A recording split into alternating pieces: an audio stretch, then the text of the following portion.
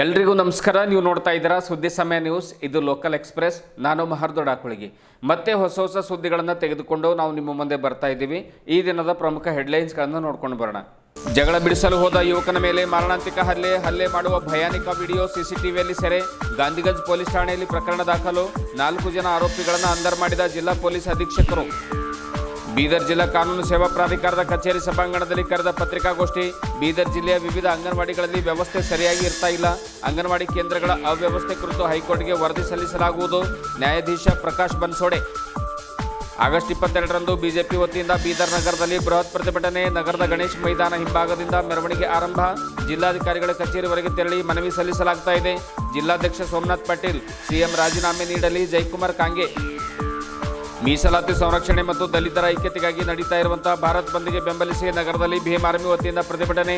ದಲಿತರ ಆರ್ಥಿಕ ಬಲಿಷ್ಠತೆಗೆ ಮೀಸಲಾತಿ ಮುಂದುವರಿಸಲು ಭೀಮ್ ಆರ್ಮಿ ಮುಖಂಡರ ಆಗ್ರಹ. ಕೊಪ್ಪಳದಲ್ಲಿ ಜರುಗಿದ ಬಸವ ಚಿಂತನ ಪ್ರಭೆಯ 3ನೇ ವರ್ಷದ ವಾರ್ಷಿಕೋತ್ಸವ ಕಾರ್ಯಕ್ರಮ. ಬೀದರ್ನ ಶ್ರೀನಾಥ್ ಕೋರೆಗೆ ಸಂದ ಪ್ರಭೆಯ ಅನರ್ಘ್ಯ ರತ್ನ ಪ್ರಶಸ್ತಿ. ಜಿಲ್ಲೆಯಿಂದ ಹಲವು ಶರಣರು ಭಾಗಿ. ಗಮನ ಸೆಳೆದ ಬಸವೇಶ್ವರ ಭಾವಚಿತ್ರದ ಮೆರವಣಿಗೆ. ಗಣೇಶ ಚತುರ್ಥಿ ಪ್ರಯುಕ್ತ ನಗರದಲ್ಲಿ ಆರಂಭವಾದ ಯುವಕರಿಂದ ಗಣೇಶ್ ಮೂರ್ತಿ ತಯಾರಿಕೆ. ವಿವಿಧ ಬಣ್ಣಗಳ ಮತ್ತು ವಿವಿಧ ಭಂಗಿಯ ಮೂರ್ತಿಗಳ ತಯಾರಿಕೆಯಲ್ಲಿ ತೊಡಗಿದ ಕಲಾವಿದ. ಚಿಕ್ಕ ಗಣಪನಿಂದ ಹಿಡಿದು ದೊಡ್ಡ ಗಣಪನವರೆಗೆ ಮಾರಾಟಕ್ಕೆ ಲಭ್ಯವಾದ ಮೂರ್ತಿಗಳು. ಇವತ್ತಿನ ಒಂದಿಷ್ಟು ವಾರ್ತೆಗಳ ವಿವರಗಳನ್ನು ನೋಡ್ಕೊಂಡು ಬರೋಣ. ಇವತ್ತು ನಾಳೆ ಯಾರಿಗೂ ಒಳ್ಳೇದು ಮಾಡಬಾರ್ದು ಅಂತ ಹಿರುಗಳು ಹೇಳ್ತಾರೆ. ಒಳ್ಳೇದು ಮಾಡಿದರೆ ಅದು ನಮಗೆ ರಿವರ್ಸ್ ಆಗುತ್ತೆ ಅನ್ನೋದಕ್ಕೆ ಇಲ್ಲೊಬ್ಬ ಯುವಕ ಸಾಕ್ಷಿಯಾಗಿ ನಿಲ್ತಾನೆ. ಬೈಕ್ ಮೇಲೆ ಹೋಗುವಾಗ ಆಕಸ್ಮಿಕವಾಗಿ ಒಂದಿಷ್ಟು ಪರಸ್ಪರ ಬೈಕ್ಗೆ ಟಚ್ ಆಗಿರಬಹುದು. ತಕ್ಷಣವೇ ಯುವಕರ ಮಧ್ಯೆ ಮಾರಾಮಾರಿ ಆರಂಭ ಆಗುತ್ತೆ. ಇದನ್ನು ಕಂಡ 3ನೇ ವ್ಯಕ್ತಿ ಅಂದರೆ ಡೆಲಿವರಿ ಹುಡುಗ ಜಗಳ ಬಿಡಿಸಲು ಹೋಗಿದ್ದಾನೆ.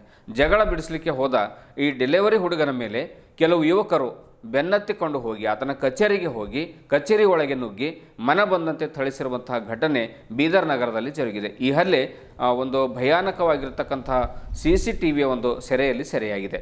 ವಿಷಯ ತಿಳಿದ ತಕ್ಷಣವೇ ಗಾಂಧಿಗಂಜ್ ಪೊಲೀಸ್ ಠಾಣೆ ಸಿಬ್ಬಂದಿಗಳು ಜಿಲ್ಲಾ ಪೊಲೀಸ್ ಅಧೀಕ್ಷಕರ ಒಂದು ಮಾರ್ಗದರ್ಶನದಲ್ಲಿ 4 ಜನ ಆರೋಪಿಗಳನ್ನು ಈಗಾಗಲೇ ಅವರು ಅತ್ಯಂತ ವೇಗವಾಗಿ ತುಂಬ ಫಾಸ್ಟಾಗಿ ಬಂಧಿಸಿದ್ದಾರೆ. ನಗರದಲ್ಲಿ ಶಾಂತಿ ಕೂಡ ಕಾಪಾಡಿದ್ದಾರೆ. ಗಾಂಧಿಗಂಜ್ ಪೊಲೀಸ್ ಠಾಣೆಯಲ್ಲಿ ಪ್ರಕರಣ ದಾಖಲಾಗಿದೆ ಎಂದು SP ಅವರು ಕೂಡ ಈ ಸಂದರ್ಭದಲ್ಲಿ ತಿಳಿಸಿದ್ದಾರೆ. ಈಗಾಗಲೇ 4 ಜನರನ್ನು ಬಂಧಿಸಲಾಗಿದೆ. ಉಳಿದ ಒಂದು ಆರೋಪಿಗಳಿಗೆ ಬಂಧನದ ಒಂದು ಜಾಲ ಬೀಸಲಾಗಿದೆ. ಶೀಘ್ರದಲ್ಲೇ ಅವರನ್ನು ಕೂಡ ಅಂದರ್ ಮಾಡ್ತೇವೆ ಅನ್ನುವಂಥ ಮಾತನ್ನು ಕೂಡ ಮಾನ್ಯ ಜಿಲ್ಲಾ ಪೊಲೀಸ್ ಅಧೀಕ್ಷಕರಾಗಿರುವಂಥ ಪ್ರದೀಪ್ ಗುಂಟಿ ತಿಳಿಸಿದ್ದಾರೆ.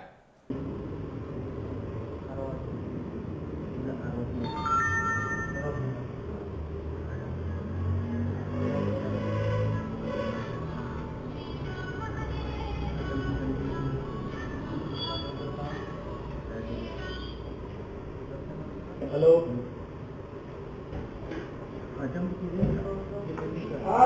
ये दिखा क्या करे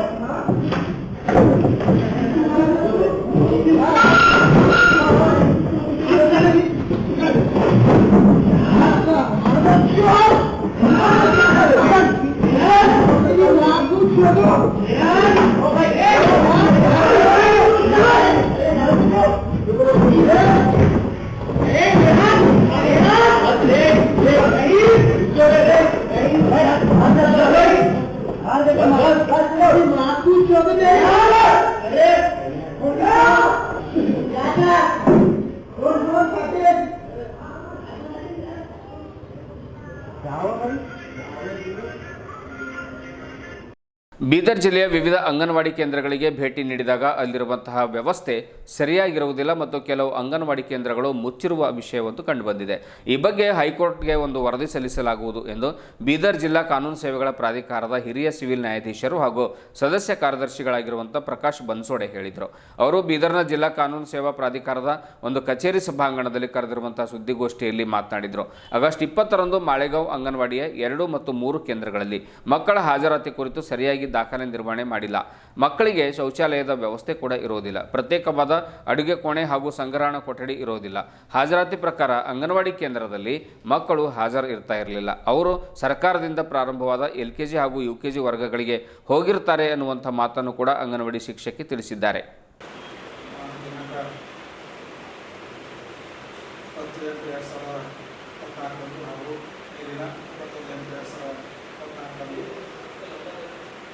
ನಗರದಲ್ಲಿರ್ತಕ್ಕಂಥ ಅಂಗನವಾಡಿ ಕೇಂದ್ರಗಳಿಗೆ ಭೇಟಿ ನೀಡಿದಾಗ ಸಾಮಾನ್ಯವಾಗಿ ವಿದ್ಯಾರ್ಥಿಗಳು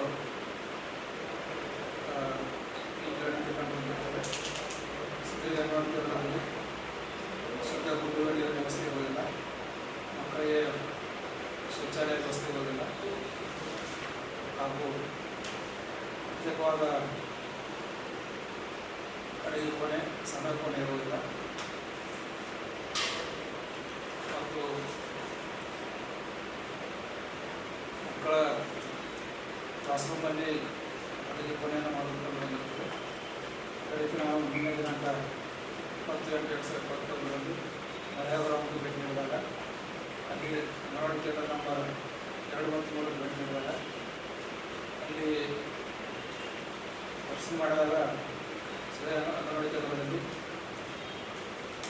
ಅಂಗನವಾಡಿ ಕೇಂದ್ರದಲ್ಲಿ ಮಕ್ಕಳು ಹೊಸದಾಗಿ ಪ್ರಾರಂಭಿಸುವ LKG UKGಗೆ ಹೊರಗಡೆ ಮಕ್ಕಳು ಓದಿಕೊಂಡು ಬಂತು. ಅಂಗನವಾಡಿ ಕೇಂದ್ರದಲ್ಲಿ ಪ್ರತ್ಯೇಕವಾದ ಅಡುಗೆ ಕೋಣೆ ಇರಲಿಲ್ಲ, ಪ್ರತ್ಯೇಕವಾದ ಶೌಚಾಲಯ ಇಲ್ಲ, ಮಕ್ಕಳ ಆಟದ ಮೈದಾನ ಇಲ್ಲ. ಆಮೇಲೆ ಈ ದಿನ ನಾನು ನಗರದಲ್ಲಿ ಅಂಗನವಾಡಿ ಕೇಂದ್ರಕ್ಕೆ ಭೇಟಿ ನೀಡಿದಾಗ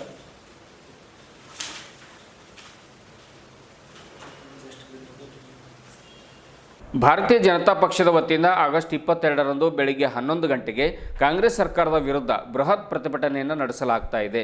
ನಗರದ ಗಣೇಶ್ ಮೈದಾನದ ಹಿಂಬದಿಯಿಂದ ಪ್ರತಿಭಟನಾ ಮೆರವಣಿಗೆ ಆರಂಭವಾಗಿ ರೋಟರಿ ವೃತ್ತ, ಸರ್ಕಾರಿ ಆಸ್ಪತ್ರೆ ಮಾರ್ಗವಾಗಿ ಅಂಬೇಡ್ಕರ್ ವೃತ್ತದ ಮೂಲಕವಾಗಿ ಜಿಲ್ಲಾಧಿಕಾರಿಗಳ ಒಂದು ಕಚೇರಿವರೆಗೆ ತೆರಳಿ ಮನವಿಯನ್ನು ಸಲ್ಲಿಸಲಾಗುವುದು ಎಂದು ಬಿಜೆಪಿ ಜಿಲ್ಲಾಧ್ಯಕ್ಷ ಸೋಮನಾಥ್ ಪಾಟೀಲ್ ತಿಳಿಸಿದರು. ನಗರದ ಒಂದು ಪತ್ರಿಕಾ ಭವನದಲ್ಲಿ ಜರುಗಿರುವಂತಹ ಸುದ್ದಿಗೋಷ್ಠಿಯಲ್ಲಿ ಮಾತನಾಡಿರುವಂಥ ಅವರು, ಕಾಂಗ್ರೆಸ್ನವರು ತಪ್ಪು ಮಾಡಿ ಸ್ವತಃ ತಾವೇ ವಿರೋಧ ಪಕ್ಷದವರಂತೆ ಹೋರಾಟ ಮಾಡ್ತಾ ಇದ್ದಾರೆ. ಸಿಎಂ ಸಿದ್ದರಾಮಯ್ಯನವರು ತಪ್ಪು ಮಾಡಿದ್ದು ಸಾಬೀತಾಗಿದೆ, ವಾಲ್ಮೀಕಿ ಹಗರಣ ಸಾಬೀತಾಗಿದೆ. ಹೀಗಾಗಿ ಸಿಎಂ ಅವರು ಕೂಡಲೇ ರಾಜೀನಾಮೆ ನೀಡಬೇಕು. ಗವರ್ನರ್ ಅವರ ವಿರುದ್ಧ ಅಸಂವಿಧಾನಿಕವಾಗಿ ಕಾಂಗ್ರೆಸ್ ಮುಖಂಡರು ಅವಹೇಳನಕಾರಿಯಾಗಿ ಹೇಳಿಕೆಯನ್ನು ನೀಡ್ತಾ ಇರುವಂಥದ್ದು ನಿಜಕ್ಕೂ ಕೂಡ ಒಂದು ಖಂಡನೀಯವಾಗಿರ್ತಕ್ಕಂಥ ಮಾತು ಅನ್ನುವಂಥ ಮಾತನ್ನು ಸೋಮನಾಥ್ ಪಾಟೀಲ್ ಅವರು ಪತ್ರಿಕಾಗೋಷ್ಠಿಯಲ್ಲಿ ಕಾಂಗ್ರೆಸ್ ಸರ್ಕಾರದ ವಿರುದ್ಧ ತೀವ್ರ ಆಕ್ರೋಶವನ್ನು ಹೊರಹಾಕಿದರು. ಪ್ರಜಾಪ್ರಭುತ್ವ ವ್ಯವಸ್ಥೆಯಲ್ಲಿ ವಿರೋಧ ಪಕ್ಷದವರಿಗೆ ಹೋರಾಟ ಮಾಡಲಿಕ್ಕೆ ಒಂದು ಹಕ್ಕನ್ನು ಕೊಟ್ಟಿದ್ದಾರೆ. ಆಡಳಿತ ಪಕ್ಷದವರು ಏನೇ ತಪ್ಪು ಮಾಡಿದ್ರು ಅದರ ವಿರುದ್ಧ ಹೋರಾಟ ಮಾಡಲಿಕ್ಕೆ ಕೊಟ್ಟಿದ್ದಾರೆ. ಆದ್ರೆ ಇವತ್ತು ಪರಿಸ್ಥಿತಿ ಏನಿದೆ, ಕರ್ನಾಟಕದಲ್ಲಿ ಕಾಂಗ್ರೆಸ್ ಸರ್ಕಾರದಲ್ಲಿರುವಂತಹ ಕಾಂಗ್ರೆಸ್ನವರು ನಮ್ಗಿಂತ ಮುಂಚೆ ಹೋರಾಟ ಮಾಡುವಂತ ಒಂದು ಪ್ರವೃತ್ತಿಯನ್ನು ಬೆಳೆಸ್ಕೊಂಡಿದ್ದಾರೆ. ನಾವು ಮೊನ್ನೆ ಮೈಸೂರು ಪಾದಯಾತ್ರೆ ಮಾಡ್ತಾ ಇದ್ದಾಗ ನಾವು ಮೈಸೂರಿನಲ್ಲಿ ಕೆಂಗೇರಿಯಿಂದ ಪ್ರಾರಂಭ ಮಾಡಿದ್ರು, ನಮ್ಗಿಂತ 20 ಕಿಲೋಮೀಟರ್ ಮುಂದೆ ಬಿಡದಿಯಿಂದ ಪ್ರಾರಂಭ ಮಾಡಿದ್ರು. ನಾವು ಯಾವಾಗ ಬಿಡದಿಗೆ ಹೋಗಿದ್ದೀವಿ, ಅವ್ರು ರಾಮನಗರಕ್ಕೆ ಹೋದ್ರು. ನಾವು ರಾಮನಗರದಾಗ ಇದ್ದ ದಿವಸ ಅವರು ಮಂಡ್ಯಕ್ಕೆ ಹೋದ್ರು. ನಾವು ಮಂಡ್ಯದಲ್ಲಿ ಇದ್ದ ದಿವಸ ಅವರು ನಮ್ಮ 10ನೇ ತಾರೀಕಿಗೆ 9ನೇ ತಾರೀಕಿಗೆ ನಮ್ಮ ಗ್ರೌಂಡ್ನಲ್ಲೇ ಅವರು ಒಂದು ಪ್ರತಿಭಟನೆ ಅಥವಾ ಒಂದು ಆ ರೀತಿಯಾದಂತಹ ಒಂದು ಹೋರಾಟವನ್ನು ಮಾಡಿದರು. ಇವತ್ತು ಮುಖ್ಯಮಂತ್ರಿಗಳ ವಿರುದ್ಧ ಕೇವಲ ತನಿಖೆಗಷ್ಟೇ ಆದೇಶ ಮಾಡಿದ್ದಾರೆ. ಮುಖ್ಯಮಂತ್ರಿಗೆ ರಾಜೀನಾಮೆನೂ ಕೊಡೋದಿಲ್ಲ, ಅವ್ರಿಗೆ ನೈತಿಕತೆ ಎದುರು ಕೊಡಬೇಕು. ಇಲ್ಲದ್ರೆ ಗೊತ್ತಾ, ಅರವಿಂದ್ ಕೇಜ್ರಿವಾಲ್ ಅವರಿದ್ದಾರೆ, ಅವ್ರು ಜೈಲಿಗೆ ಹೋದ್ರು ಅಲ್ಲೇ ಒಂದು ಮುಖ್ಯಮಂತ್ರಿ ಕೆಲಸ ಮಾಡ್ತಾ ಇದ್ದಾರೆ. ನಾವೇನವ್ರಿಗೆ ಬೇಡ ಅಂತ ಇಲ್ಲ, ನಾವು ನಿಮ್ ತಪ್ಪು ಮಾಡಿದ್ರಿ ಕೊಡಿ ಅಂತ ಒತ್ತಾಯ ಮಾಡ್ತಾ ಇದ್ದೀವಿ ವಿರೋಧ ಪಕ್ಷಗಳು. ಮೊನ್ನೆ ಬೀದರ್ ಹಿಡ್ಕೊಂಡು ಇಡೀ ರಾಜ್ಯದಲ್ಲಿ ಹೋರಾಟ ಮಾಡಿದ್ರಿ. ಯಾವ ಪುರುಷಾರ್ಥಕ್ಕಾಗಿ ಕಾಂಗ್ರೆಸ್ ಅವರು ಹೋರಾಟ ಮಾಡ್ತಾ ಇದ್ದಾರೆ ಗೊತ್ತಾಗ್ತಾ ಇಲ್ಲ. ಮುಖ್ಯಮಂತ್ರಿಗಳಿಗೆ ತನಿಖೆ ಅವ್ರು ತಪ್ಪು ಮಾಡಿದ್ದಾರೆ, ಅವ್ರ ಡಾಕ್ಯುಮೆಂಟ್ಸ್ ಇವತ್ತು ಮುಂಜಾನೆ ನಾನು ಭಾರತ್ ಟಿವಿಯಲ್ಲಿ ನೋಡ್ತಾ ಇದ್ದೆ. ಆ ಯಾರು ಕಂಪ್ಲೇಂಟ್ ಕೊಟ್ಟಂತವ್ರು ಆ ತಿದ್ದುಪಡಿ ಮಾಡಿದಂತ ಒಂದು ಪೇಪರ್ಸ್ ಟಿವಿಯಲ್ಲಿ ಡಿಸ್ಪ್ಲೇ ಮಾಡಿದ್ದಾರೆ. ನಾವು ಮುಂಚೆ ಹೇಳಿದ್ದೀವಿ, ಆ ಭೈರತಿ ಸುರೇಶ್ ಅನ್ನುವರು ಹೆಲಿಕಾಪ್ಟರ್ ನಲ್ಲಿ ಅಲ್ಲಿರುವಂತಹ ಮೂಡಾದೆಲ್ಲ ಡಾಕ್ಯುಮೆಂಟ್ಗಳು ಎತ್ಕೊಂಡು ಬಂದಿದ್ದಾರೆ ಅಂತ. ಆ ವೈಟ್ನರ್ ಹಚ್ಚಿದಂತ ಡಾಕ್ಯುಮೆಂಟ್ ಕೂಡ ಅವ್ರು ತೋರಿಸಿದ್ದಾರೆ. ಇವ್ರು ಸ್ವತಃ ಅಲ್ಲಿ ಅರ್ಜಿ ಹಾಕಿ ಕೇಳಿದ್ದಾರೆ. ಇಷ್ಟೆಲ್ಲ ಡಾಕ್ಯುಮೆಂಟ್ ಎವಿಡೆನ್ಸ್ ಇದೆ. ಇಲ್ಲೆಲ್ಲಾದ್ರೂ ಎಲ್ಲೋ ಕ್ರಿಮಿನಲ್ ಕೇಂದ್ರ ಯಾರು ನೋಡಿದಾರ ಇಲ್ಲ ಅಂತ ಹೇಳ್ತಾ ಇಲ್ಲ ಅಂತ ಇಲ್ಲ. ಡಾಕ್ಯುಮೆಂಟರಿ ಎವಿಡೆನ್ಸ್ ಎಲ್ಲ ಇದನ್ನಂತೂ ಅವ್ರ ಭಂಡರ್ತನದಿಂದ ಕೊಡ್ತಾ ಇಲ್ಲ. ನಾವು ಕಳ್ಳರಿದ್ದೀವಿ, ಆದ್ರೆ ಇನ್ನೊಬ್ಬ ಕಾಡನ್ನ ಅವ್ನಿಗೆ ಹಿಡತಾನ ನಂಗೆ ಹಿಡಿಬೇಡ್ರಿ ಅಂತ ಹೇಳಿದ್ರು ಮುಖ್ಯಮಂತ್ರಿ ಗೌರವ ತರುವಂತ ವಿಷಯ ಅಲ್ಲ ಇದು. ಅದಕ್ಕಾಗಿ ಜೊತೆಯಲ್ಲಿ ನಮ್ಮ ಗವರ್ನರ್ ಬಗ್ಗೆ ಬಹಳಷ್ಟು ಅವಹೇಳನಕಾರಿಯಾಗಿ ಮಾತಾಡೋದು, ಅವಹೇಳನಕಾರಿಯಾಗಿ ವರ್ತಿಸೋದನ್ನು ಖಂಡಿಸಿ ನಾಳೆ ಸಿದ್ದರಾಮಯ್ಯನವರ ರಾಜೀನಾಮೆಗೆ ಮತ್ತು ಗವರ್ನರ್ಗೆ ಮಾಡಿದಂತ ಅಪಮಾನವನ್ನು ಖಂಡಿಸಿ ಬೀದರ್ ನಗರದಲ್ಲಿ ಒಂದು ಬೃಹತ್ ಪ್ರತಿಭಟನೆಯನ್ನು ಮಾಡ್ತಾ ಇದ್ದೀವಿ. ಮುಂಜಾನೆ 10 ಗಂಟೆಗೆ ಗಣೇಶ್ ಮೈದಾನದಲ್ಲಿ ನಮ್ಮೆಲ್ಲ ಕಾರ್ಯಕರ್ತರು ಸೇರಿ ಗಣೇಶ್ ಮೈದಾನದಿಂದ ಕನ್ನಡಾಂಬೆ ವೃತ್ತ, ಓಲ್ಡ್ ಸರ್ವಿಸ್ ಸ್ಟೇಷನ್ ಮತ್ತು ಅಂಬೇಡ್ಕರ್ ವೃತ್ತದಿಂದ ಜಿಲ್ಲಾಧಿಕಾರಿಗಳ ಕಚೇರಿಗೆ ಹೋಗಿ ನಾವು ಒಂದು ಮನವಿಯನ್ನು ಸಲ್ಲಿಸ್ತಾ ಇದ್ದೀವಿ. ಅದರಲ್ಲಿ ಸಾವಿರಾರು ನಮ್ಮ ಕಾರ್ಯಕರ್ತರು, ಇಡೀ ಜಿಲ್ಲೆಯಿಂದ ಎಲ್ಲ ಕಾರ್ಯಕರ್ತರು ಭಾಗವಹಿಸ್ತಾ ಇದ್ದಾರೆ. ಮತ್ತು ಜೊತೆಯಲ್ಲಿ ಇವತ್ತು ಯಾವ ದಲಿತರ ಮೇಲೆ ಒಂದು ಅನ್ಯಾಯ ಆಗಿದೆ ಕಾಂಗ್ರೆಸ್ನವರಿಂದ, ಹಿಂದೆ ಅಂಬೇಡ್ಕರ್ ಬೇಕು ಅನ್ಯಾಯ ಆಗಿತ್ತು, ಇವತ್ತೊಬ್ಬ ಪ್ರಬುದ್ಧ ರಾಜಕಾರಣಿ ಹಿಂದೆ ಕೇಂದ್ರದಲ್ಲಿ ಸಚಿವರಾಗಿ ಕೆಲಸ ಮಾಡಿದಂತೆ ಇವತ್ತು ರಾಜ್ಯಪಾಲ ಆಗಿತ್ತು. ಸಂವಿಧಾನಾತ್ಮಕ ಹುದ್ದೆ ಮೇಲೆ ದಲಿತರು ಕೂಡೋದೇ ಬಹಳ ಕಷ್ಟ. ಅಂತ ಕುಂತಂತ ವ್ಯಕ್ತಿಗೆ ಇವತ್ತು ಅಪಮಾನ ಮಾಡಿದ್ರೆ ಅದನ್ನ ಎಲ್ಲ ದಲಿತ ಸಂಘಟನೆಗಳಲ್ಲಿ ಕೂಡ ವಿನಂತಿ ಮಾಡ್ತೀನಿ, ನಾಳೆ ಒಂದು ಹೋರಾಟದಲ್ಲಿ ತಾವು ಕೂಡ ಭಾಗವಹಿಸಿ ಈ ಒಂದು ಹೋರಾಟ ಬಲ ಕೊಟ್ಟು ಆ ಅಪಮಾನಕ್ಕೆ ತಾವು ಕೂಡ ತಮ್ಮ ಸಪೋರ್ಟ್ ಕೊಡಬೇಕು ಅಂತ ಅವ್ರ ವಿರುದ್ಧ ಹೋರಾಟ ಮಾಡ್ತಾ ಇರುವಂತ ಹೋರಾಟ ಸಪೋರ್ಟ್ ಕೊಡಬೇಕು ಅಂತ ವಿನಂತಿ ಮಾಡ್ತೀನಿ. ಮುಂಜಾನೆ ನಮ್ಮ ಎಲ್ಲಾ ಕಾರ್ಯಕರ್ತರು ಕೂಡ ನಾನು ಒಂದು ವಿನಂತಿ ಮಾಡ್ತೀನಿ, ತಮ್ಮ ಮುಖಾಂತರ ಮುಂಜಾನೆ 10 ಗಂಟೆಗೆ ಗಣೇಶ್ ಮೈದಾನದಲ್ಲಿ ಸೇರಬೇಕು ಅಂತ ಹೇಳಿ. ಗಣೇಶ್ ನಾವು ಮನವಿ ಮಾಡ್ಕೊಳ್ತಕ್ಕಂಥದ್ದು ಇಷ್ಟೇ, ಮೂಡ ಹಗರಣ ಪ್ರೂವ್ ಆಗಿದೆ. ಮೂಡ ಹಗರಣದಲ್ಲಿ ತಾವು ಖರೀದಿ ಮಾಡಿರ್ತಕ್ಕಂಥ ಜಮೀನು ಕೂಡ SC ಜನಾಂಗಕ್ಕೆ ಸೇರಿದ್ದು.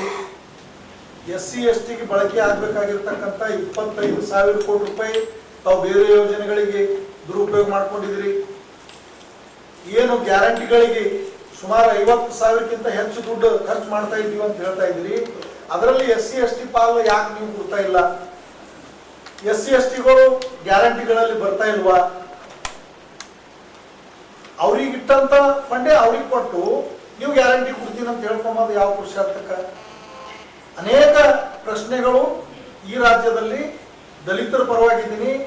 ಪರಮ ಪೂಜ್ಯ ಡಾಕ್ಟರ್ ಬಾಬಾ ಸಾಹೇಬ್ ಅಂಬೇಡ್ಕರ್ ಅವ್ರ ಬಗ್ಗೆ ನಮ್ಗೆ ಬಹಳ ಗೌರವ ಅದ, ಬಸವಣ್ಣನವ್ರ ಬಗ್ಗೆ ಬಹಳ ಗೌರವ ಅದ ಅಂತ ಹೇಳ್ಕೊಳ್ತಕ್ಕಂಥ ಸಿದ್ದರಾಮಯ್ಯ ಮಾಡ್ತಕ್ಕಂಥ ಕೆಲಸ ಒಟ್ಟಾರೆಯಾಗಿ ದಲಿತರು, ಹಿಂದುಳಿದವರು, ಅಲ್ಪಸಂಖ್ಯಾತರ ವಿರೋಧಿ ಕೆಲಸ ಅವ್ರು ಮಾಡ್ತಾ ಇದ್ದಾರೆ.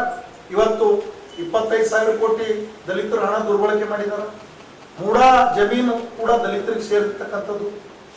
SC ST ನಿಗಮದು 187 ಕೋಟಿ ಅಲ್ಲ 87 ಕೋಟಿ ಅಂತ ಹೇಳಿ ಧೈರ್ಯವಾಗಿ ಹೌಸ್ನಾಗ ಹೇಳ್ಕೊತಾರ. ಇದು ಪ್ರೂವ್ ಆಗಿಲ್ವಾ? ಹಂಗಂದ್ರೆ ರಾಜೀನಾಮೆ ಕೇಳಬಾರ್ದ ವಿರೋಧ ಪಕ್ಷ?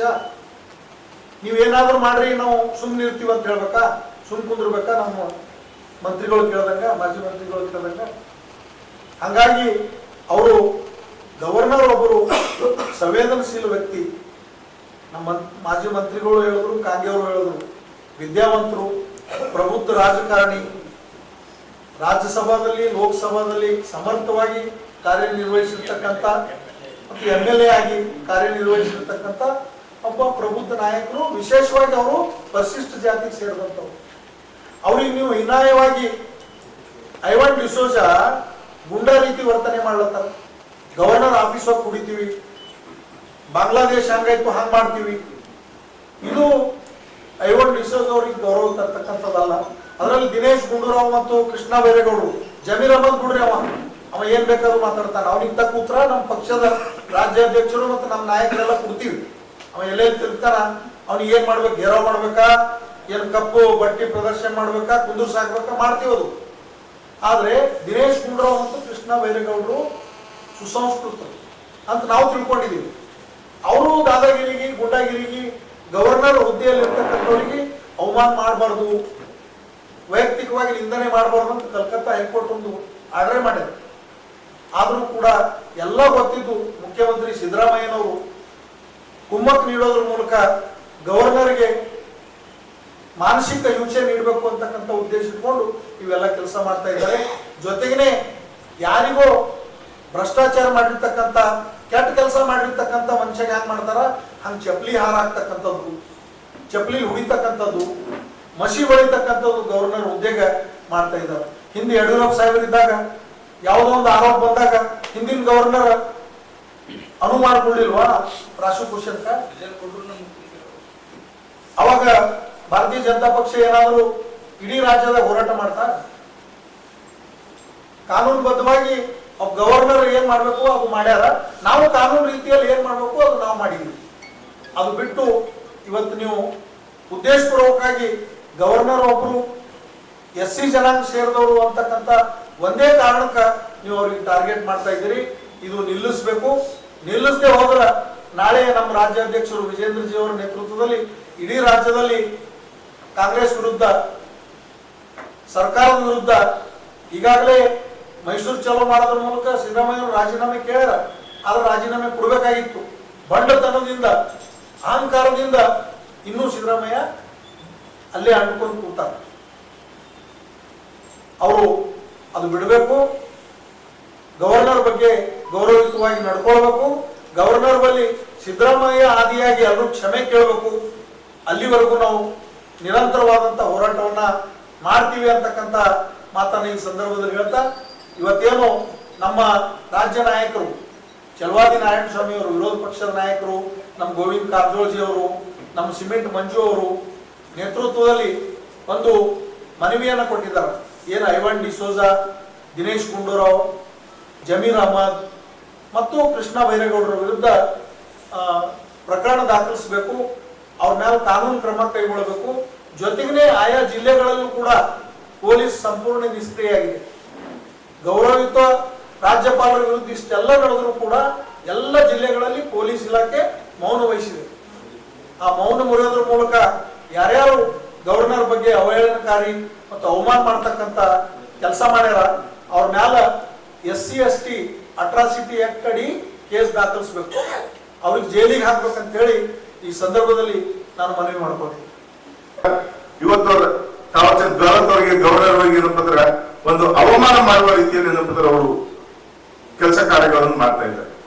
ಇದು ಭಾರತೀಯ ಜನತಾ ಪಾರ್ಟಿ SC ಮೋರ್ಚಾ ಮತ್ತು ಭಾರತೀಯ ಜನತಾ ಪಾರ್ಟಿ ಜಿಲ್ಲಾ ಒಂದು ಘಟಕ ಹಾಗೂ ನಮ್ಮೆಲ್ಲರ ತಂಡ ಇದು ತೀವ್ರವಾಗಿ ಏನಪ್ಪಂದ್ರೆ ಖಂಡನೆ ಮಾಡ್ತೀವಿ. ಇವತ್ತು ರಾಜ್ಯಪಾಲರ ವಿರುದ್ಧ ಏನಪ್ಪಂದ್ರೆ ಯಾರ್ಯಾರ ಮಂತ್ರಿಗಳನ್ನು ಶಾಸಕರು ಕಾಂಗ್ರೆಸ್ ಏನಪ್ಪಂದ್ರೆ ಬೈತಾ ಇದ್ದಾರೆ, ಅವರು ಅವೆಚ್ಚವ ಶಬ್ದಗಳಿಂದ ಬೈತಾ ಇದ್ದಾರೆ. ಅವರೊಂದು ದಲಿತ ಸಮುದಾಯಗಳಿಂದ ಬಂದಿದ್ದವರು, ಅವ್ರ ಬಹಳ ಒಂದು ಮನ ನಂದು ಹೋಗಿದೆ. ಇವತ್ತು ಪರಿಸ್ಥಿತಿ ನೋಡಿದ್ರೆ ಅಂತ ಒಂದು ದಲಿತ ರಾಜ್ಯಪಾಲರಿಗೆ ಇವರು ಅಹಿಂದ ನಾಯಕ ಅಂತ ಹೇಳ್ಕೊಂಡವರು ದಲಿತರದ್ದು ಮಾನ ಹಳ ಜನಪದ ಮಾಡೋ ಕೆಲಸ ಏನಪ್ಪಂದ್ರೆ ಇವತ್ತು ಇವರು ಸಿದ್ದರಾಮಯ್ಯ ಮತ್ತು ತಂಡ ಮಾಡ್ತಾ ಇದೆ. ಇದು ಬಹಳ ಒಳ್ಳೆಯದಲ್ಲ ಬೆಳವಣಿಗೆ. ಇದಕ್ಕೇನಪ್ಪಂದ್ರೆ ಮುಂದೆ ಬರುವ ದಿನಗಳಲ್ಲಿ ಯಾರ ಮಂತ್ರಿ ಆಗಲಿ ಶಾಸಕರಾಗಲಿ ಈ ತರ ಒಂದು ಅಲಕ್ಷ್ಯ ಶಬ್ದಗಳಿಂದ ರಾಜ್ಯಪಾಲರಿಗೆ ಬೈದ್ರೆ ತಕ್ಷಣದಿಂದಲೇ ಏನಪ್ಪಂದ್ರೆ ಕಾನೂನ ಸ್ವಪಕ್ಷಪಾತವಾಗಿ ಏನಪ್ಪಂದ್ರೆ ಕಾನೂನಿಗೆ ಏನಪ್ಪಂದ್ರೆ ನಿರ್ವಹಣೆ ಮಾಡಿ ಪೊಲೀಸ್ ಏನಪ್ಪಂದ್ರೆ ಇಲಾಖೆದವರು ಇದ್ರ ಮೇಲೆ ಕ್ರಮ ತಗೋಬೇಕಂತ ನಾನು ಏನಪ್ಪಂದ್ರೆ ಇದಕ್ಕೆ ಏನಪ್ಪಂದ್ರೆ ಒತ್ತಾಯ ಪಡಿಸ್ತೀನಿ. ಅದಕ್ಕೆ ಮುಂದಿನ ದಿನಗಳಲ್ಲಿ ಇನ್ನೂ ಕಾಂಗ್ರೆಸ್ನವರು ಒಂದು ವೇಳೆ ಈ ತರದ ಹೇಳಿಕೆಗಳನ್ನು ನಿಲ್ಲಿಸಿದಂತಂದ್ರೆ ನಾವು ಉಗ್ರ ಹೋರಾಟಗಳನ್ನು ಕೂಡ ಏನಪ್ಪಂದ್ರೆ ಮಾಡ್ತೀವಿ ಅಂತ ನಾನು ಹೇಳಕ್ ಬಯಸ್ತೀನಿ. ಧನ್ಯವಾದ.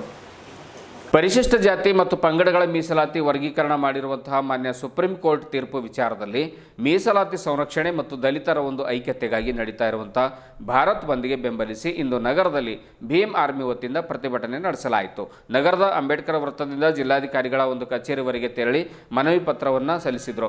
ಇದೇ ವೇಳೆ ಪ್ರತಿಭಟನೆಯಲ್ಲಿ ಪಾಲ್ಗೊಂಡ ಭೀಮ್ ಆರ್ಮಿ ಮುಖಂಡರು ದಲಿತರು ಇಂದಿಗೂ ಕೂಡ ಭಾರತದಲ್ಲಿ ಆರ್ಥಿಕ ಸಂಕಷ್ಟದಲ್ಲಿದ್ದಾರೆ. ದೇಶದಲ್ಲಿ ಜಾತಿ ವ್ಯವಸ್ಥೆ ಇನ್ನೂ ಪ್ರಬಲವಾಗಿ ಉಳ್ಕೊಂಡಿದೆ. ಆದ್ದರಿಂದ ಮೀಸಲಾತಿ ವರ್ಗೀಕರಣ ಕುರಿತು ಒಂದು ಗಂಭೀರವಾಗಿ ಚಿಂತನೆ ನಡೆಯಬೇಕಾಗಿದೆ. ಖಾಸಗಿ ವಲಯದಲ್ಲಿ ಮೀಸಲಾತಿಯ ಒಂದು ಅವಶ್ಯಕತೆ ಇದೆ. ದಲಿತರ ಏಳಿಗೆಗಾಗಿ ಮೀಸಲಾತಿ ಮುಂದುವರಿಸಬೇಕೆಂದು ಮನವಿ ಮಾಡಿಕೊಂಡರು. ಇದೇ ವೇಳೆ ಭೀಮ್ ಆರ್ಮಿಯ ಪ್ರಮುಖರು, ಮುಖಂಡರು ಹಾಗೂ ಕಾರ್ಯಕರ್ತರು ಮತ್ತು ಯುವಕರು ಉಪಸ್ಥಿತರಿದ್ದರು.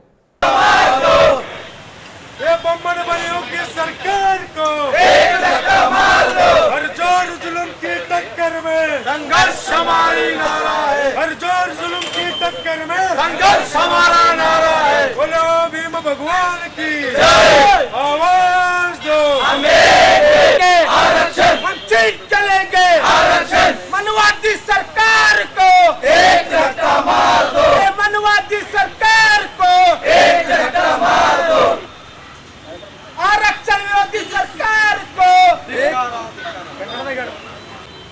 ಆಗಸ್ಟ್ 1ರಂದು ಸುಪ್ರೀಂ ಕೋರ್ಟ್ ಆದೇಶದ ಮೇರೆಗೆ ನಮ್ಮ ಸಂಸದರಾದಂಥ ಏನು ಮೀಸಲಾತಿ ರದ್ದು ಮಾಡಬೇಕಂತ ಹೇಳಿ ನಾವು ಸುಪ್ರೀಂ ಕೋರ್ಟ್ ಆದೇಶ ಮಾಡಿದ ಅದರ ವಿರುದ್ಧವಾಗಿ ನಮ್ಮ ಚಂದ್ರಶೇಖರ್ ಆಜಾದ್ ಸಂಸದರದರಲ್ಲ ಅವರು 21ನೇ ತಾರೀಕಿಗೆ ಭಾರತ್ ಬಂದ್ ಕರೆ ಕೊಟ್ಟರು. ಆ ಕರೆಗೆ ನಮ್ಮ ಭೀಮ್ ಆರ್ಮಿ ಸಂಘಟನೆ ಇಡೀ ಭಾರತ ದೇಶದಲ್ಲಿ 28 ರಾಜ್ಯದಲ್ಲಿ ಹರಡಿದೆ. ಅದರಲ್ಲಿ ನಮ್ಮ ರಾಜ್ಯಾಧ್ಯಕ್ಷರ ಆದೇಶದ ಮೇರೆಗೆ ನಮ್ಮ ಜಿಲ್ಲಾಧ್ಯಕ್ಷರಾದ ಅಂಬರೀಶ್ ಕುದುರೆ ಅವರು ನೇತೃತ್ವದಿಂದ ನಮ್ಮ ಬೀದರ್ ಜಿಲ್ಲೆಯಲ್ಲಿ ದಲಿತ ಪರ ಸಂಘಟನೆ, ಕನ್ನಡ ಪರ ಸಂಘಟನೆದರು ಹಾಗೂ ನಮ್ಮ ಭೀಮ್ ಆರ್ಮಿ ಸಂಘಟನೆ ತಂಡದವರೆಲ್ಲ ಸೇರಿ ಇದು ಮೀಸಲಾತಿ ಯಾಕೆ ಮುಂದುವರಿಸ್ಬೇಕಂತ ಹೇಳಿ ನಮ್ಮ ಉದ್ದೇಶ ಇದೆ ಅಂದ್ರೆ, ಇವಾಗ ಎಷ್ಟೋ ಖಾಸಗಿ ಶಾಲೆಯವ, ಖಾಸಗಿ ಜಾಬ್ ಅದ, ಖಾಸಗಿ ಅದು ಭೀ ಕಂಪನಿಗಳವ, ಅದರಲ್ಲಿ ಮೀಸಲಾತಿ ಇದ್ದಂಥ ವ್ಯಕ್ತಿಗಳಿಗೆ ಸೇರ್ಪಡೆ ಆದ್ರೆ ನಮ್ಮ ಜನರು ಆರ್ಥಿಕವಾಗಿ ಬಲಿಷ್ಠರಾಗ್ತಾರೆ ಅಂಥೇಳಿ ಎಲ್ಲರದ್ದು ಭಾವನೆ ಅದ. ನಮಗೆ ಸಂವಿಧಾನಾತ್ಮಕವಾಗಿ ಏನದಂದ್ರೆ ಮೀಸಲಾತಿ ಸಿಕ್ಕಿದ್ರೆ ನಾವು ಮೇಲೆ ಬರ್ತೀವಿ ಅಂತ ತಿಳ್ಕೊಂಡ್ರೆ ಇಲ್ಲಿವರೆಗೆ 78 ವರ್ಷ ಆದರೂ ಇನ್ನೂ ನಾವೇನದ ಅಂದ್ರೆ ರಾಷನ್ ದುಕಾನ್ದಾಗ 5 ಕಿಲೋ ಅಕ್ಕಿ ಕೆಡೆಂದು ನಾವು ಲೈನಿಗೆ ನಿಂದಿರ್ಬೇಕಲ್ಲ ನಮ್ಮ ದಲಿತರು. ಅಂಥ ಪರಿಸ್ಥಿತಿ ಅದ. ಮತ್ತು ನಮ್ಮ ದಲಿತರ ಮೇಲೆ ಎಷ್ಟೋ ಅಲ್ಲಿ ಅಟ್ರಾಸಿಟಿ ಇನ್ನೂ ಆಗ್ಲತ್ತಾವ. ಕಾರಣ ಏನು? ಇನ್ನೂ ಜಾತಿ ತಾರತಮ್ಯ ಅದ, ಅದು ಅಗಲಿಸಬೇಕು. ಅಟ್ರಾಸಿಟಿ ಆ್ಯಕ್ಟ್ ಆಗಬಾರ್ದು, ಇಂಥ ಆಗ್ಲಾರ್ದಂಗೆ ನೋಡ್ಕೋಬೇಕು. ಅದ್ರ ಸಲುವಾಗಿ ಎಲ್ಲ ಖಾಸಗೀಕರಣದಲ್ಲಿ ನಮ್ಮನ್ನು ಏನಂದ್ರೆ ಮೀಸಲಾತಿ ಹುದ್ದೆ ಕೊಡ್ಬೇಕಂತೇಳಿ ನಮ್ಮ ಭೀಮ್ ಆರ್ಮಿ ಮುದ್ದೆ ಅದ. ಮತ್ತು ಮೀಸಲಾತಿ ಇದೇ ರೀತಿ ಯಥಸ್ಥಿತವಾಗಿ ಮುಂದುವರಿಬೇಕಂತೇಳಿ ಎಲ್ಲರದು ನಾವು ಹೋರಾಟ ಹಮ್ಮಿಕೊಂಡು ಆ ಹೋರಾಟಕ್ಕೆ ಬೆಂಬಲ ನೀಡಿದಂಥ ತಮಗೆಲ್ಲರಿಗೂ ಮತ್ತೊಮ್ಮೆ ಒಂದಿಷ್ಟು ಮಾತಿಗೆ ವಿರಾಮ ಕೊಡ್ತೀನಿ. ಇಂದು ಬೀದರ್ ಜಿಲ್ಲಾಧಿಕಾರಿ ಕಚೇರಿಯ ಮುಂದೆ ಪ್ರತಿಭಟನೆ ಮಾಡುವ ಉದ್ದೇಶ ಆಗಸ್ಟ್ 1, 2024ರಂದು ಒಂದು ಉಚ್ಚ ನ್ಯಾಯಾಲಯದ ಆದೇಶದ ಒಂದು ಪರಿಶಿಷ್ಟ ಜಾತಿ ಮತ್ತು ಪಂಗಡದ ಒಂದು ವಿರುದ್ಧವಾಗಿರ್ತಕ್ಕಂಥ ಒಂದು ಕೋರ್ಟಿನ ಆದೇಶದ ವಿರುದ್ಧವಾಗಿ ಇಂದು 21 ಆಗಸ್ಟ್ 2024ರಂದು ಇಡೀ ಭಾರತ ಬಂದ್ ಮಾಡುವ ಮುಖಾಂತರ ಇಡೀ ದೇಶದಂತ ಪ್ರತಿಭಟನೆ ಮಾಡ್ತಲಿದ್ದು ಎಲ್ಲ ರಾಜ್ಯಗಳಲ್ಲಿ ಅದರ ಒಂದು ಬೆಂಬಲಿತವಾಗಿ ಇಂದು ಬೀದರ್ ಜಿಲ್ಲೆಯಲ್ಲೂ ಕೂಡ ಒಂದು ಅಂಬರೀಷ್ ಕುದ್ರೆ ಅವರ ನೇತೃತ್ವದಲ್ಲಿ ನಾವು ಕೂಡ ಪ್ರತಿಭಟನೆಯನ್ನು ಹಮ್ಮಿಕೊಂಡಿದ್ದೇವೆ. ನಮ್ಮ ಸಮಾಜದಲ್ಲಿ ಆರ್ಥಿಕವಾಗಿ ಸಾಮಾಜಿಕವಾಗಿ ನ್ಯಾಯ ಸಿಗಬೇಕಾದರೆ ಈ ಒಂದು ನಮಗೆ ರಿಸರ್ವೇಷನ್ ಸಿಗಲೇಬೇಕು. ಆದ ಕಾರಣದಿಂದ SCಗಳಿಗೆ ಮತ್ತು STಗಳಿಗೆ OBCಗಳಿಗೆ ಹಿಂದುಳಿದಂಥ ಮೈನಾರಿಟಿಗಳಿಗೆ ಎಲ್ಲರಿಗೂ ಕೂಡ ಸೌಲಭ್ಯ ಸಿಗಬೇಕಾದರೆ ಈ ಒಂದು ಮೀಸಲಾತಿ ಬೇಕೇ ಬೇಕು. ಆದ ಕಾರಣದಿಂದ ಮೀಸಲಾತಿ ಇಲ್ಲದಿದ್ದರೆ ಇವರ ಪಾಡು ಹದ್ದಿಗಿಂತ ಕೇಳುವ ಭಾವನೆ ಇಡೀ ದೇಶದಂಥ ಎಲ್ಲ ಪ್ರತಿಯೊಬ್ಬ ನಾಗರಿಕರು ಅರ್ಥವಾಗುತ್ತದೆ. ಆದರೂ ಕೂಡ ಕೆಲವು ಮನುವಾದಿಗಳು ಕೆಲವು ಕಾನೂನಾತ್ಮಕವಾಗಿ ಈ ಒಂದು ದುರುದ್ದೇಶದಿಂದ ದಲಿತರ ಮೀಸಲಾತಿಯನ್ನು ಕಬಳಿಸುವ ಮುಖಾಂತರ ಒಂದು ಹುನ್ನಾರ ನಡೆಯುತ್ತಿದೆ. ಆದ ಕಾರಣದಿಂದ ಈ ಒಂದು ಮೀಸಲಾತಿಯ ವಿರುದ್ಧವಾಗಿ ಯಾರೇ ಇದ್ದರೂ ಕೂಡ ಅದರ ವಿರುದ್ಧ ಇನ್ನೂ ಹೆಚ್ಚಿನ ಸಂಖ್ಯೆಯಲ್ಲಿ ನಾವು ಪ್ರತಿಭಟನೆ ಮಾಡಿ ನಮ್ಮ ಒಂದು ಹೋರಾಟಕ್ಕಾಗಿ ನಾವೆಲ್ಲರೂ ತಮ್ಮ ಪ್ರಾಣವನ್ನು ತ್ಯಾಗವಿಟ್ಟು ನಮ್ಮ ಮೀಸಲಾತಿಯನ್ನು ಪಡೆಯುತ್ತೇವೆ ಎಂದು ಹೇಳಲು ನಾನು ಮಾತು ಮುಗಿಸ್ತೇನೆ. ಜೈ ಭೀಮ್, ಜೈ ಭೀಮ್. ಬಸವ ಚಿಂತನ ಪ್ರಭೆಯ 3ನೇ ವರ್ಷದ ವಾರ್ಷಿಕೋತ್ಸವವು ಕೊಪ್ಪಳದಲ್ಲಿ ಜರುಗಿತು. ರಾಷ್ಟ್ರೀಯ ಬಸವ ದಳದ ವತಿಯಿಂದ ಜರುಗಿರುವಂತಹ ಈ ಕಾರ್ಯಕ್ರಮದಲ್ಲಿ ಬೀದರ್ನಿಂದ ಹಲವಾರು ಶರಣರು ಪಾಲ್ಗೊಂಡಿದ್ದರು. ಬೀದರ ಒಂದು ದಳದ ಕಾರ್ಯಕರ್ತರಾಗಿರುವಂಥ ಶ್ರೀನಾಥ್ ಕೋರೆ ಅವರಿಗೆ ಬಸವ ಚಿಂತನ ಪ್ರಭೆಯ ಅನರ್ಘ್ಯ ರತ್ನ ಪ್ರಶಸ್ತಿಯನ್ನು ಸಂದಿದೆ. ಸುಮಾರು 3 ವರ್ಷಗಳಿಂದ ಕೊಪ್ಪಳದ ಬಸವ ದಳದ ಅಧ್ಯಕ್ಷರಾಗಿರುವಂಥ ಶರಣ ವೀರಣ್ಣ ಕೊರ್ಲಳ್ಳಿ ಲಿಂಗಾಯತ್ ಅವರ ಒಂದು ನೇತೃತ್ವದಲ್ಲಿ ಪ್ರತಿದಿನ ಬೆಳಿಗ್ಗೆ 5 ಗಂಟೆಯಿಂದ 6 ಗಂಟೆವರೆಗೆ ಜರುಗುವಂಥ ಆನ್ಲೈನ್ ಇಷ್ಟಲಿಂಗ ಪೂಜೆಯಲ್ಲಿ ಪಾಲ್ಗೊಂಡ ಕಾರಣ ಈ ಪ್ರಶಸ್ತಿ ಸಂದಿದೆ ಎನ್ನುವಂಥ ಮಾತನ್ನು ಕೋರೆ ತಿಳಿಸಿದರು. ಆಗಮಿಸಿದಂಥ ನೂರಾರು ಶರಣೆಯರು ಕಾರ್ಯಕ್ರಮದಲ್ಲಿ ಹಾಗೂ ಬಸವೇಶ್ವರ ಒಂದು ಭಾವಚಿತ್ರದಲ್ಲಿ ಆ ಒಂದು ಮೆರವಣಿಗೆಯಲ್ಲಿ ಪಾಲ್ಗೊಂಡಿದ್ದರು ಎಂದು ಸುದ್ದಿ ಸಮಯಕ್ಕೆ ತಿಳಿಸಿದ್ದಾರೆ.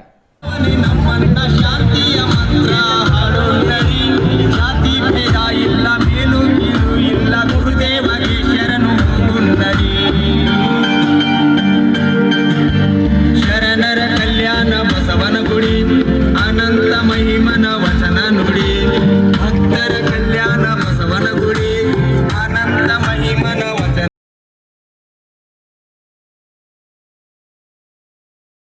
ಇನ್ನೇನು ಗಣೇಶ ಚತುರ್ಥಿ ಬಂತು. ಬಹುಶಃ ಸೆಪ್ಟೆಂಬರ್ 7ರಿಂದ ಗಣೇಶ್ ಪ್ರತಿಷ್ಠಾನ ಆರಂಭ ಆಗ್ತಾ ಇದೆ.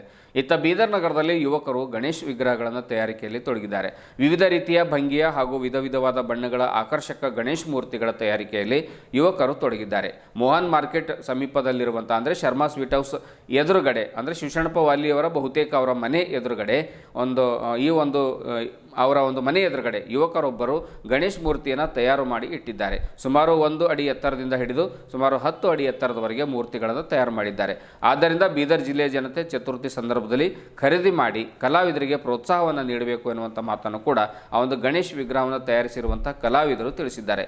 ಬೆಳಗ್ಗೆ 8ರಿಂದ ಹಿಡಿದು ರಾತ್ರಿ 9 ಗಂಟೆವರೆಗೆ ಇಲ್ಲಿ ಗಣಪತಿ ವಿಗ್ರಹಗಳನ್ನು ತಯಾರು ಮಾಡಲಾಗ್ತಾ ಇದೆ. ಬಹುತೇಕವಾಗಿ ನೂರಾರು ಒಂದು ಗಣೇಶ್ ವಿಗ್ರಹಗಳನ್ನು ಈಗಾಗಲೇ ತಯಾರಿಸಲಾಗುತ್ತೆ. ನಮ್ಮಲ್ಲಿ ಒಂದು ವಿಧ ವಿಧವಾದ ಗಣೇಶನ ಮೂರ್ತಿಗಳು ಲಭ್ಯವಿರುತ್ತವೆ ಎನ್ನುವಂಥ ಮಾತನ್ನು ಕೂಡ ಆ ಯುವಕರು ಸುದ್ದಿ ಸಮಯಕ್ಕೆ ತಿಳಿಸಿದ್ದಾರೆ.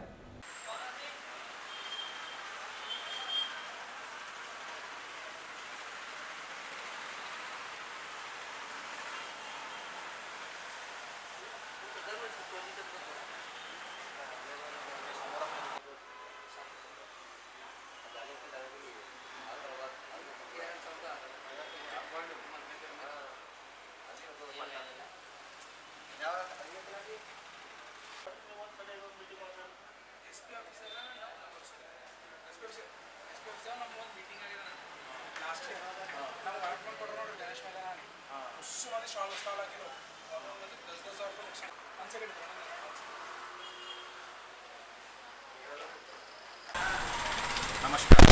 ನಾವು ಬೀದರ್ನಲ್ಲಿ ಮೊದಲ ಬಾರಿಗೆ ಮುಂಬೈನಿಂದ ಗಣಪತಿ ತಂದಿರೋದು ಆ್ಯಂಟಿಕ್ ಪೀಸ್ಗಳಲ್ಲಿ. ಅದಕ್ಕೆ ನೀವೆಲ್ಲ ಸಹಕಾರ ಮಾಡಿ ನಮ್ಮ ಹತ್ರ ಬಂದು ಇಲ್ಲಿ ಗಣಪತಿಯನ್ನು ನೋಡಿ ಪರ್ಚೇಸ್ ಮಾಡಿ ತೊಗೊಳ್ಬೋದು ಅಂತಂದರೆ ನಮ್ಮ ವಿನಂತಿ. ಏಕೆಂದರೆ ನಾವು ಇಲ್ಲಿ ಮೊದಲನೇ ಬಾರಿಗೆ ಮಾಡುತ್ತಿರೋದು ಆ್ಯಂಟಿಕ್ ಪೀಸ್ಗಳಲ್ಲಿ.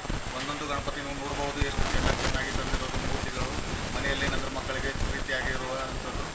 ಅದಕ್ಕೆ ನೀವೇನಾದರೂ ಸಹ ಎಲ್ಲ ಪರಿವಾರ ಜೊತೆಗೆ ಬಂದು ನಿಮ್ಮ ಫ್ರೆಂಡ್ಸ್ ಸರ್ಕಲ್ ನಿಮ್ಮ ಸಂಬಂಧಿಗಳಿಗೆ ಎಲ್ಲರಿಗೆ ಸೂಚನೆ ಮಾಡಿ ಇಲ್ಲೇನಾದರೂ ಗಣಪತಿ ಚೆನ್ನಾಗಿರ್ತದೆ, ಇಲ್ಲಿ ಕಡಿಮೆ ರೇಟದಲ್ಲ ಇತ್ತು ಮತ್ತು ನಿಮಗೆಲ್ಲ ಪ್ರಾಫಿಟ್ ಸರಿಯಾಗುತ್ತೆ.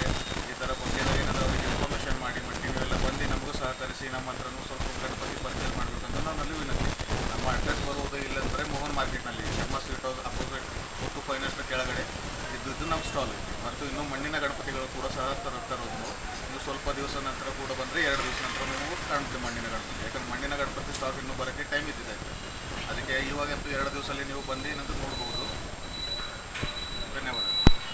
ಮುಂಜಾನೆ ಎಷ್ಟರದಿಂದ ಎಷ್ಟರ ತನಕ ಇರ್ತದೆ? ಇದು ನಮ್ಮ ಇಲ್ಲಿ ಟೈಮಿಂಗ್ ಇರೋದು ಅಂದರೆ 24 hours ನಾವು ಇಲ್ಲಿರೋದು. ನಮ್ಮ ಫ್ರೆಂಡ್ಸ್ ಸರ್ಕಲ್ಲು ತಮ್ಮದಿರು ಅವರು ಎಲ್ಲರೂ ನಾವು ಇಲ್ಲಿ ಕೆಲಸ ಮಾಡ್ತಾ ಇರೋದು. ನಾವೇನಂದ್ರೆ ಎಲ್ಲ ಇಲ್ಲಿ ಪಾರ್ಟಿಸಿಪೇಟ್ ತೊಗೋತಾ ಇರೋದು. ಟೈಮಿಂಗ್ ಅಂತೂ ಇದಕ್ಕೂ ಬೆಳಗ್ಗೆ 8 ಗಂಟೆಯಿಂದ ರಾತ್ರಿ 10 ಗಂಟೆವರೆಗೆ 12 ಗಂಟೆವರೆಗೂ ಚಾಲು ಇರುತ್ತೆ. ಬಟ್ ನಾವು ಕಾನೂನು ಅವರು ಎಲ್ಲ ಏನಾದರೂ ಅಳವಡಿಸ್ಕೊಂಡು 8 ಗಂಟೆಯಿಂದ 10 ಗಂಟೆವರೆಗೆ ಅಷ್ಟೇ ನಮ್ಮ ಸ್ಟಾಲು ಓಪನ್ ಆಗಿ ಇಡೋದಂತ ಡಿಸೈಡ್ ಮಾಡ್ಕೊಂಡಿದ್ದೀವಿ. ಅದಕ್ಕೆ ನೀವೆಲ್ಲ ಯಾವ ಟೈಮ್ ನಿಮಗೆ ಸಿಗುತ್ತೆ ಆಫೀಸ್ ಕೆಲಸ ಮುಗಿಸ್ಕೊಂಡು ಅದಕ್ಕಿಂತ ಮುಂಚೆ ಮುಗಿಸ್ಕೊಂಡು ಬಂದು ಇಲ್ಲಿ ನೋಡ್ಬೋದು, ಪರ್ಚೇಸ್ ಮಾಡ್ಬೋದು. ಏನಾದರೂ ಆನ್ಲೈನ್ ಬುಕ್ಕಿಂಗ್ ಕೂಡ ಮಾಡ್ಬೋದು? ಆನ್ಲೈನ್ ಬುಕ್ಕಿಂಗ್ ಅಂತ ಏನಿಲ್ಲ ಸರ್, ಯಾಕಂದರೆ ಆನ್ಲೈನ್ ಬುಕ್ಕಿಂಗಲ್ಲಿ ಪ್ರಾಬ್ಲಮ್ ಆಗುತ್ತೆ. ಗಣಪತಿ ಅಲ್ಲಿ ನೋಡ್ತಾರೋ ಒಂಥರ, ಇಲ್ಲಿ ಕಾಣೋದು ಒಂಥರ, ಮತ್ತು ಆನ್ಲೈನ್ ಪೇಮೆಂಟ್ ಮಾಡ್ಬೇಕಂತಾರೆ, ಈ ಥರ ಆನ್ಲೈನ್ ಏನೂ ಇಲ್ಲ. ಇದುವರೆಗೂ ಸುದ್ದಿ ಕೊಟ್ಟಿರುವ ನಾನು ಮಹರ್ದೊಡ ಆಕುಳಗಿ. ಮತ್ತೆ ಮುಂದಿನ ವಾರ್ತೆಗಳೊಂದಿಗೆ ಭೇಟಿಯಾಗೋಣ. ವಂದನೆಗಳು.